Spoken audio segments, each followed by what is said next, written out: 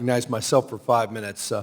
Vice Chair Barr, I want to thank you for three things. Number one, your accessibility to me, our conversation, our back and forth. You know I've been critical of the original proposal, but I really credit you for your willingness to listen, both to members of Congress and the public.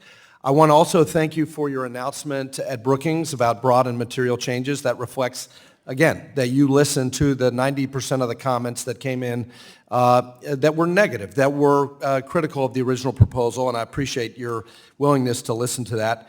Finally, I appreciate the fact that you've committed here today to waiting until the new regulators in place to collaborate on, as we discussed, a durable and lasting proposal that provides certainty on this, but also that takes into account the comments.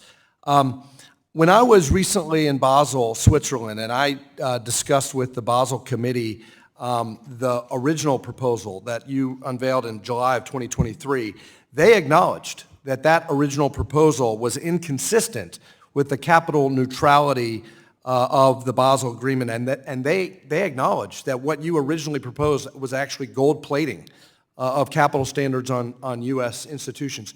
Will you commit in a re-proposal that you will commit to a more capital neutral approach that actually does bring our standards in line and harmonizes our rules with the international banking standards?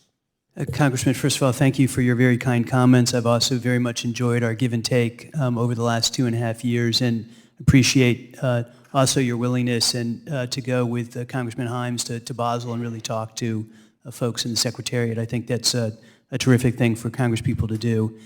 In terms of the capital proposal, as I said, I put forward, along with my colleagues at the FDIC and the OCC, a re-proposal in September.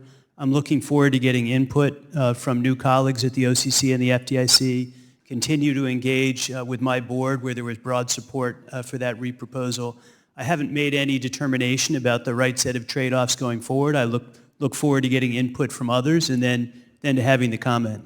I can't commit to a particular thing until I understand the full range of public comments and the right way to address it. Well, as we discussed, I see utility and international harmonization, but the goal should be economic growth and American competitiveness, and I urge you to keep that in mind with your new colleagues when they come in. Vice Chair Barr, one other question. I introduced the Congressional Banking Regulation Priorities and Accountability Act, and that requires enhanced consultation by federal regulatory agencies with Congress and the public with respect to your engagement with these global governance bodies, like Basel Committee, like the Network for the Greening of the Financial System. I think we need to protect U.S. sovereignty when our central bank goes and negotiates deals overseas. My legislation would ensure that Congress can conduct proper oversight when the Fed or the Treasury participates in these international standard-setting bodies. I shared that legislation with the Basel Committee. They said that they had actually read it. They were aware of this proposal. Have you or anyone at the Fed examined this bill, and would the Fed be supportive of more transparency with Congress when the Fed goes and enters into agreements overseas? Congressman, first let me just say I think the oversight of this body is absolutely essential. People often ask me, isn't it hard to go up there and testify? And I say, yeah, it's hard, but it is an absolutely essential part of holding us accountable and providing transparency to the American public. Right. And so I'm committed to that. I'm happy to look at the legislation in more detail, and you and I can chat about it and see if we can find common ground or not find common ground on it. Thank you. Chair Gruenberg, so some of my constituent banks are located in poverty-stricken areas. They can make all the viable loans available in their assessment area and still not meet the Community Reinvestment Act 50% rule, since the amount of the loans are so low. In order for them to keep their doors open, they have to buy participation loans from out-of-market banks to supplement their loan volume. The total of those loans are higher than the assessment area loans available, and therefore they can't reach the 50% in area volume. So the FDIC has an examiner now that is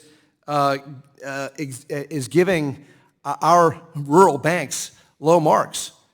Can you address this, and why is this examiner changing the assessment of these banks when previously they were getting high marks on CRA?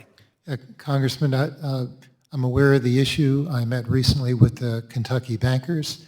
we are following up with them and see if we can find a way forward here. Yeah, the bottom line is, when you have a prior FDIC examiner that's giving our rural banks positive marks on CRA, and now we have a new examiner, and it's totally different, it's whipsaw. That is not good bank supervision, and these banks are providing all the loans in poverty-stricken areas. So I urge you to fix that problem before you leave. With that, I yield.